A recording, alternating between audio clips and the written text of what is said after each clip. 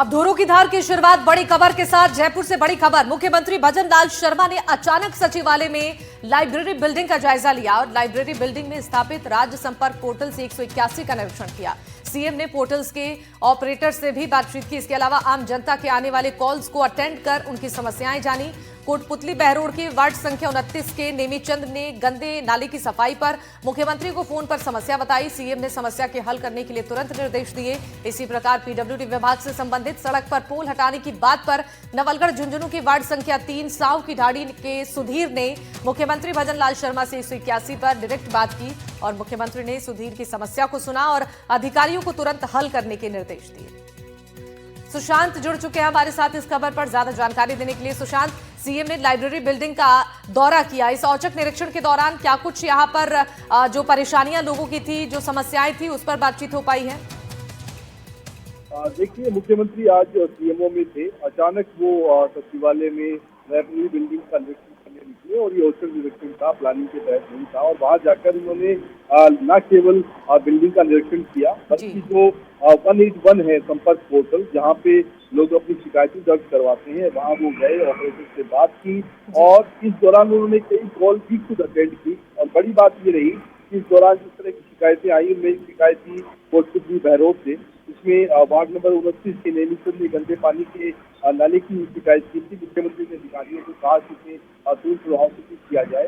उसी तरह से एक शिकायत थी पीडब्ल्यूडी विभाग में, जहाँ सड़क पर पोल लगा हुआ था और उसको हटाने की मांग थी। झुंझुनू की शिकायत आई और ये बड़ी बात रही कि मुख्यमंत्री ने खुद कॉल अटेंड किए और ये जाना समझा कि लोगों के दिनचर्या से जुड़ी हुई कौन सी ऐसी परेशानियां हैं जो उन्हें रोजाना परेशान करती हैं। और अधिकारियों को उन्होंने कहा कि जो भी शिकायतें आती हैं तत्काल प्रभाव से प्राथमिकता के आधार पर उनका समाधान किया जाना चाहिए। इस दौरान अधिकारी भी उनके साथ थे, पूरी टीम उनके साथ थी और सीएम के इस तरीके से अचानक आने से एक मैसेज तो गया ही है, साथ ही व्यवस्थाओं को कैसे ठीक करना है और लोगों की समस्याओं का समाधान प्राथमिकता के आधार पर कैसे करना है, इसे लेकर भी मुख्यमंत्री आज जो गंभीर थी और अधिकारियों को निर्देश। ठीक है सुशांत, बहुत शुक्रिया जानकारी देने के लिए। तो सीएम ने पोर्टल्स के जो ऑपरेटर्स हैं वहां भी उनसे बातचीत की है और जो आम जनता यहां पर अपनी परेशानियों को लेकर कॉल करते हैं, उन कॉल्स को भी अटेंड करते हुए समस्याओं के समाधान का तुरंत निर्देश दिया। और जयपुर से एक और बड़ी खबर। बीजेपी प्रदेश मुख्यालय में जन सुनवाई हुई। बड़ी संख्या में लोग समस्याओं को लेकर पहुंचे थे। डिप्टी सीएम दिया कुमारी ने जन सुनवाई की। यूडीएच मंत्री जाबर सिंह खर्रा मौजूद रहे और राज्य सरकार जन समस्याओं के निस्तारण के लिए प्रतिबद्ध है। दिया कुमारी ने कहा निकाय चुनाव में शिक्षा की न्यूनतम बाध्यता पर निर्णय जल्द होगा। जाबर सिंह खर्रा ने यह भी कहा। और कांग्रेस राज में जन सुनवाई नहीं बल्कि भ्रष्टाचार होता था। दिया कुमारी ने समस्याओं को सुनते हुए इन बड़ी बातों का जिक्र किया है। प्रकार की बहुत सारी अलग अलग समस्याएं थी। मुझे लगता है कि मैं धन्यवाद देना चाहूँगी हमारे प्रदेश अध्यक्ष जी का, माननीय मुख्यमंत्री जी का, कि अब महीने में एक बार कम से कम हर मंत्री की कार्यकर्ता सुनवाई प्रदेश कार्यालय में रखने का उन्होंने निर्णय लिया है। इससे निश्चित रूप से जो भी समस्याएं हैं वो सामने भी आएंगी और उनका हम लोग समाधान भी जल्द से जल्द निकाल पाएंगे। कुछ सरकारी कार्यालयों द्वारा समय पर काम करने से संबंधित हैं और कुछ कर्मचारी अधिकारियों के प्रति शिकायत से संबंधित है। तो जिस प्रकार की शिकायतें आ रही हैं, सामान्यतः हम संबंधित अधिकारी को, संबंधित विभाग को भेजकर पहले उनसे उनकी टिप्पणी प्राप्त कर रहे हैं और टिप्पणी प्राप्त करने के बाद कार्यकर्ता की शिकायत क्या थी, किसी कार्यालय अधिकारी से क्या जवाब आया है, उसका अध्ययन कर अगर किसी अधिकारी कर्म या किसी कार्यालय ने गलत सूचना प्रेषित की है तो हम उसके मुताबिक आगे की कार्रवाई करेंगे। यहाँ पर लोग हैं, उनसे मैं बातचीत करने की कोशिश करूंगा, क्योंकि जिस तरीके से और जो क्या नाम है और कहाँ से हैं आप लोग? नाम सवई सिंह है। अच्छा, कहाँ से हैं? नागौर के जोधरी। अच्छा, क्या है आप लोगों की, क्यों सड़क पे क्यों बैठे हुए हैं? मूर्ति प्रकरण का मामला है। अच्छा, सूरजमल की। अच्छा, क्या मतलब पूरा एक बार बताएंगे क्या प्रकरण? मूर्ति है सूरजमल की और रातों रात आधी अधूरी लगवा दी। तो गाँव वालों ने मना कर दिया कि पार्क में सार्वजनिक जगह पर, अच्छी जगह पर लगाओ। उन्होंने जबरदस्ती यहाँ लगा दी। किन्होंने लगाई है? दयाराम मूड है, उन्होंने लगाई, भाजपा मंडल अध्यक्ष हैं अच्छा, वर्तमान में है वो? और वर्तमान में जबरदस्ती लगाई रातों रात।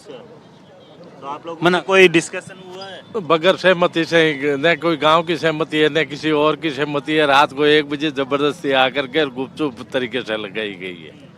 तो आप लोग क्या चाहते हैं? अब यही चाहते हैं कि वो सूरजमल सभी के आदर्श हैं, सभी हम लोग उनका सम्मान करते हैं, अच्छी जगह पर लगे जिससे उनका भी सम्मान बढ़े। जैसे अब सूरजमल जी की मूर्ति को रात को 1 बजे लगाने जैसे तो वो व्यक्तित्व वाले धनी नहीं थे, और हम भी उनका सम्मान करते हैं। हम भी अगर गाजे बाजे के साथ अगर सही जगह लगाते तो हम उनके साथ होकर के लगवाते। तो अभी भी हमारी मांग वही है कि जहाँ लगाई है वो जगह कंजस्टेड जगह है, वहाँ पर जगह नहीं है। CSC हॉस्पिटल के आगे है, हॉस्पिटल के आगे जगह नहीं है, और जगह पर लगाए हम से दूसरी जगह पे लगानी चाहिए। बिल्कुल, देखिए आपको बता दें कि यहाँ पे मैं यहाँ पे एक दिव्यांग व्यक्ति भी आए हुए हैं। कहाँ से आए हैं आप लोग? सर मैं नीम का थाना से हूँ। अच्छा, क्या किस लिए आए हैं यहाँ पे? मेरे एक वंचित विद्यार्थी मित्र की मांग थी। हाँ। हम 2017 से वंचित चल रहे हैं और इस सरकार ने वादा किया था कि हमारी सरकार आते हम आपको सेवा में ले लेंगे, लेकिन हमारे जो साथी थे वो वर्तमान में नियमित होने जा रहे हैं, हम अभी घर बैठे हुए हैं। तो क्या इन वंचित विद्यार्थी मित्रों के भाग्य में कभी दिवाली मनेगी? क्योंकि वादा करते हैं लेकिन वादा को निभाते नहीं है। और भी अन्य जो लोग हैं वो यहाँ बीजेपी मुख्यालय के अंदर पहुंचे हुए हैं, लेकिन सबसे अहम बात यह है कि जिस तरीके से राजस्थान की राजधानी जयपुर के अंदर जो है फरियादियों का आने का सिलसिला वो लगातार जारी है, क्योंकि बीजेपी मुख्यालय के अंदर आज जो है दूसरे सप्ताह की जन सुनवाई का कार्यक्रम रखा गया है और उस जन सुनवाई के अंदर आम जनता के जो भी मुद्दे होते हैं उन मुद्दों को किस तरीके से जल्द है वो जो कह सकते हैं कि सुलझाया जाए, उसके लिए जो है यहाँ पर मंत्री दरबार लगाया गया है। और हर दिन जो कह सकते हैं कि वीक में 3 दिन जो है 2 मंत्री हैं वो जन सुनवाई करते हैं और जन सुनवाई के अंदर जनता के मुद्दों को जल्द से जल्द है वो किस तरीके से जो है सॉल्व किया जाए, उसी को लेकर यहाँ पर अधिकारियों को दिशा निर्देश देते हुए दिखाई देते हैं। सहयोगी जसराज के साथ वीरेंद्र सिंह शेखावत, NDTV। और दिल्ली में नरेश मीणा और चुनावी रणनीतिकार प्रशांत किशोर की मुलाकात ने राजनीतिक हलकों में हलचल मचा दी है। ये मुलाकात ऐसे समय में हुई है जब प्रदेश में निकाय चुनाव की तैयारी शुरू हो चुकी है और सत्ता पक्ष और विपक्ष दोनों ही अपनी रणनीति को लेकर सिरे से गढ़ने में जुटे हुए हैं। प्रशांत किशोर लंबे समय से चुनावी रणनीति के मास्टरमाइंड माने जाते रहे हैं और कई राज्यों में उनकी योजनाओं ने दलों को बड़ी जीत दिलाई। हालांकि हाल ही में बिहार चुनाव में उनका मॉडल असरदार साबित नहीं हुआ और उन्हें हार का सामना करना पड़ा। और राजस्थान में लगातार बदलते राजनीतिक समीकरणों के बीच किसी बड़े नेता का प्रशांत किशोर से मिलना महज औपचारिक नहीं माना जा रहा। इस मुलाकात के बाद से चर्चाएं तेज हो गई हैं कि क्या नरेश मीणा आगामी चुनाव में कोई नई भूमिका तलाश रहे हैं या ये सिर्फ राजनीति सलाह का आदान प्रदान है। तो राजस्थान की राजनीति में बदलते समीकरण की ओर ये मुलाकात इशारा कर रही है। नरेश मीणा की मुलाकात प्रशांत किशोर से हुई है। निकाय चुनाव को लेकर संभवतः ये कयास लगाए गए हैं कि चर्चा हुई होगी। राजनीतिक हलकों में इस मुलाकात के बाद चर्चाएं तेज हैं। सुशांत जुड़ चुके हैं इस खबर पर ज्यादा जानकारी देने के लिए फोन लाइन पर। सुशांत, ये मुलाकात प्रशांत किशोर और नरेश मीणा की, अब कई सवाल इस पर उठ रहे हैं और राजनीतिक हलके में अब चर्चाएं तेज है कि क्या कोई नई तैयारी हो रही है? देखिए, नरेश मीणा राजस्थान में जो उन्होंने अभी हाल ही में उपचुनाव लड़ा था, एक अच्छा चुनाव लड़ा। हालांकि वो हार गए लेकिन 50,000 से ज्यादा वो वोट लेके आए और उसी चुनाव में उन्होंने जिस तरीके से RLP और राजेंद्र गुढ़ा, बाप पार्टी या दूसरे जो लोकल लीडर थे उनका साथ मिला, उसके बाद से वो इस कवायद में है कि एक अलग से फ्रंट राजस्थान में तीसरा मोर्चे के रूप में बनाया जाए और उसी की कवायद से जोड़कर हम इस मुलाकात को देख सकते हैं कि नरेश मीणा प्रशांत किशोर से मिलकर ये जानना समझना चाहते होंगे कि राजस्थान में क्या संभावनाएं हैं और उसके लिए क्या किया जाना चाहिए। लेकिन एक वजह ये भी हो सकती है कि वो अपनी एक अलग से पार्टी बनाएंगे पहले या अपना एक संगठन खड़ा करेंगे, उससे उस संबंध में भी इस मुलाकात को देखा जा रहा है। कुल मिलाकर नरेश मीणा चुनाव हारने के बाद से लगातार एक्टिव हैं, सक्रिय हैं। वो जो अलग अलग दिल्ली में जाके कई मुलाकातें इससे पहले कर चुके हैं, संभावनाएं तलाश कर रहे हैं कि कहां कहां कौन से ऐसे क्षेत्रीय दल हैं जो राजस्थान में उनके साथ जुड़कर राजस्थान में तीसरे मोर्चे का विकल्प तैयार करने में उनकी मदद कर सकते हैं। ठीक है सुशांत, धन्यवाद जानकारियों के लिए।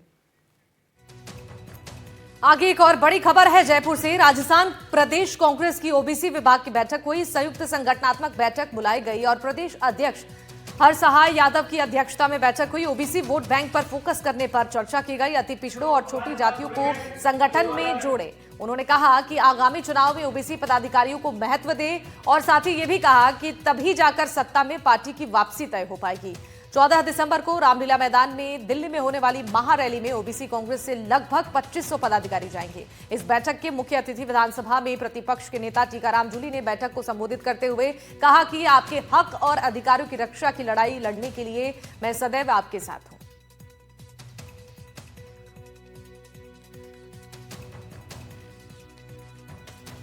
अब हनुमानगढ़ से बड़ी खबर जान लीजिए, जहां हर घर दस्तक अभियान की बैठक आयोजित हुई। युवा कांग्रेस के अभियान की जंक्शन में बैठक हुई। युवा कांग्रेस प्रदेशाध्यक्ष विधायक अभिमन्यु पुनिया मौजूद रहे और केंद्र और राज्य सरकार पर जन विरोधी होने के आरोप लगे। महंगाई, बेरोजगारी, भ्रष्टाचार पर केंद्र और राज्य सरकार को घेरा और सरकार पर स्थानीय समस्याओं की अनदेखी के आरोप भी लगाए।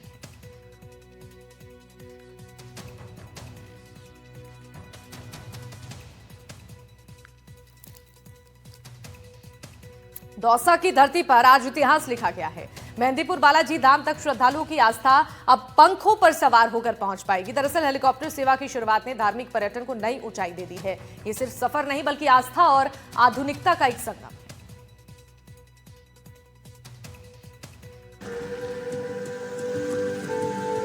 दौसा की धरती पर आज इतिहास लिखा गया है। मेहंदीपुर बालाजी धाम तक श्रद्धालुओं की आस्था अब पंखों पर सवार होकर पहुंचेगी। हेलीकॉप्टर सेवा की शुरुआत ने धार्मिक पर्यटन को नई ऊंचाई दे दी है। ये सुविधा उन लोगों के लिए वरदान साबित होगी जिनके पास समय की कमी है लेकिन आस्था अटूट है। विधानसभा में उठाए गए प्रश्न का जवाब अब पूरे जिले के लिए सौगात बन गया है। सरकार ने इसे पूरा कर धार्मिक पर्यटन को नई दिशा दी है। पर्यटन को बढ़ावा देने की जब बात आई तो हमने जिले के लिए मांग उठाई कि भाई पर्यटन को बढ़ावा, जैसे विश्व की सबसे गहरी बावड़ी है आबानेरी की, एशिया की नहीं विश्व की, और इंडिया के जो पर्यटन स्थल हैं वर्ल्ड हेरिटेज में, उसमें भी हर साल आय में बढ़ोतरी हो रही है और अपने धीरे धीरे ये ऊंचे पायदान पे आ रही है। आज दिल्ली से 5 श्रद्धालुओं को लेकर पहला हेलीकॉप्टर बालाजी धाम पहुंचा। ये ट्रायल उड़ान सिर्फ तकनीकी परीक्षण नहीं बल्कि दौसा की अर्थव्यवस्था और पर्यटन के लिए शुभारंभ है। आज से जो हेलीकॉप्टर की जो सेवाएं हैं आज से चालू होंगी और फिर उसके बाद आबानेरी में भी जल्द ये कार्यक्रम होगा और हेलीपैड बनेगा।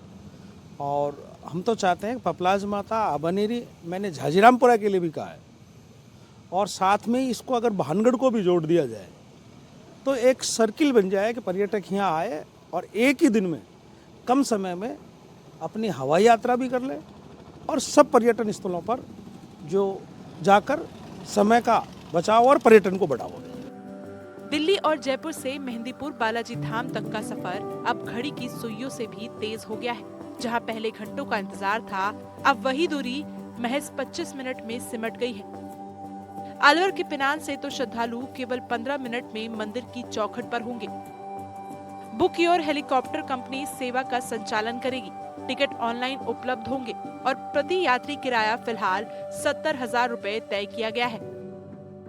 कंपनी के पास पहले से ही 8 हेलीकॉप्टर और 2 प्राइवेट जेट है जो अब आस्था की उड़ान को नई दिशा देंगे।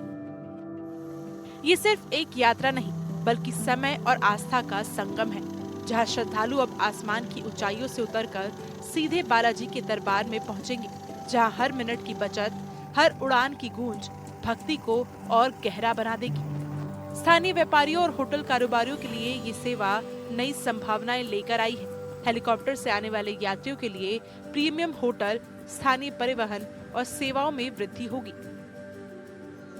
दौसा अब राष्ट्रीय पर्यटन मानचित्र पर और मजबूती से दर्ज होगा।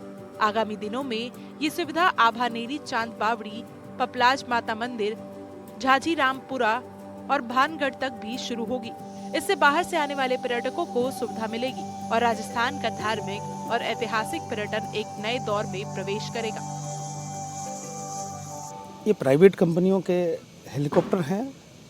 आज अपन उत्तराखंड में जाते हैं और केदारनाथ जाते हैं, बद्रीनाथ जाते हैं या कहीं भी जाते हैं, अमरनाथ जाते हैं, तो उसमें एक सिस्टम होता है कि भाई अगर फ्री है तो पहले जाओ और पहले चले जाओ, और नहीं तो एक सिस्टम होता है कि भाई ऑनलाइन जिसकी बुकिंग होगी, जिसका नंबर होगा वो अपना किराया जमा कराएगा, राशि तय राशि को जमा कराकर वो भी इसका आनंद उठाएगा। मेहंदीपुर बालाजी धाम, जहां हर दिन हजारों श्रद्धालुओं की आस्था दीपक की लौ की तरह जलती है, आज वही आस्था पंखों पर सवार होकर आसमान की ऊंचाइयों को छू रही है। हेलीकॉप्टर सेवा की शुरुआत ने सिर्फ दूरी नहीं घटाई, बल्कि आस्था और आधुनिकता को एक ही आसमान में जोड़ दिया है। दौसा की मिट्टी से उठती भक्ति अब बादलों को चीरते हुए सीधे बालाजी के दरबार तक पहुंच रही है। दिल्ली से मेहंदीपुर बालाजी धाम तक पहली उड़ान में बांदीकुई विधायक भागचंद टाकड़ा, लालसोट विधायक रामविलास मीणा, महवा विधायक राजेंद्र मीणा और सिकराय विधायक विक्रम बंसीवाल ने सफर किया। मंदिर पहुंचने पर श्रद्धालुओं का फूल वर्षा से स्वागत हुआ। देखिए, सबसे पहले तो मैं पूरे जिले वासियों को बहुत बहुत बधाई देना चाहूँगा कि आज मेहंदीपुर बालाजी जैसे पवित्र धाम पर ये हेलीकॉप्टर यात्रा शुरू हो रही है, और आने वाले समय में इससे दौसा जिले का जो टूरिज़्म है बहुत बढ़ेगा। मैं साथ ही साथ धन्यवाद दूंगा मेरे साथी विधायकों को कि उन्होंने इसमें बहुत अच्छा काम किया। हमारे कलेक्टर साहब ने जिनकी पहल पे काम हुआ, उनको भी मैं बहुत बहुत धन्यवाद देता हूँ। सबको बधाई देता हूँ कि ये एक नया इतिहास है आज का दिन, जो टूरिज़्म के लिए दौसा जिले के लिए बहुत बड़ा काम हुआ है। जब विधानसभा चली तो विधानसभा में हमने ये आवाज़ उठाई कि पर्यटन को बढ़ावा दे, और दौसा जिले में जितने भी पर्यटन स्थल हैं, मेहंदीपुर बालाजी हो या पपलाज माता हो, और बांदीकुई के अंदर आबानेरी के अंदर विश्व की सबसे गहरी बावड़ी है और वर्ल्ड हेरिटेज में है। दिन पे दिन उसकी जो रेवेन्यू है ऊंचे पायदान पर जा रही है। पिछले साल वो 5वें पायदान पे थी, लेकिन रेवेन्यू इतना अच्छा जनरेट हो रहा है वहाँ कि जिससे वो अब मुझे लगता है ये 3रे या 4थे स्थान पर आएगी।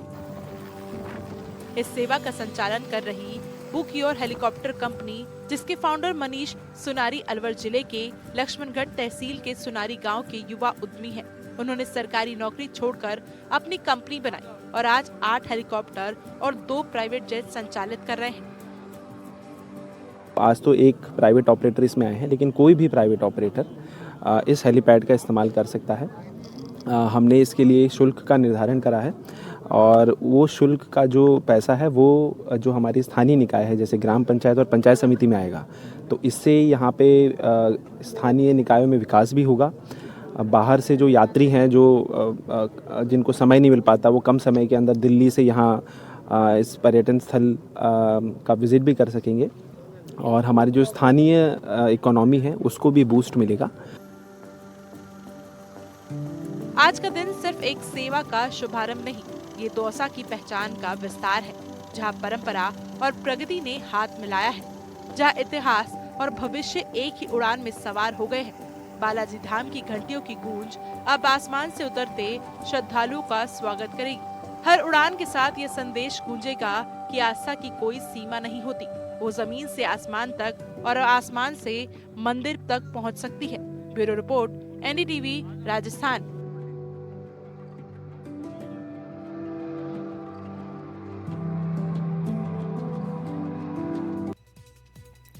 और उदयपुर शहर के महाराणा भोपाल स्टेडियम में आज सुबह कांस्टेबल भर्ती परीक्षा की शुरुआत हुई। लिखित परीक्षा में जो अभ्यर्थी चयनित हुए उनको शारीरिक माप तोल और दक्षता परीक्षा के लिए बुलाया गया। संभाग स्तरीय परीक्षा में पहले दिन उदयपुर के अभ्यर्थी ने दौड़ लगाई और तकरीबन 1000 अभ्यर्थियों ने इसमें हिस्सा लिया। और सुबह सभी अभ्यर्थियों ने दौड़ लगाई। उसके बाद दौड़ में चयन होने वालों को आगे की प्रक्रिया में लिया जाएगा। परीक्षा 10 दिसंबर तक चलेगी, जिसमें संभाग के अलग अलग जिलों से चयनित हुए अभ्यर्थी यहां पर पहुंचेंगे।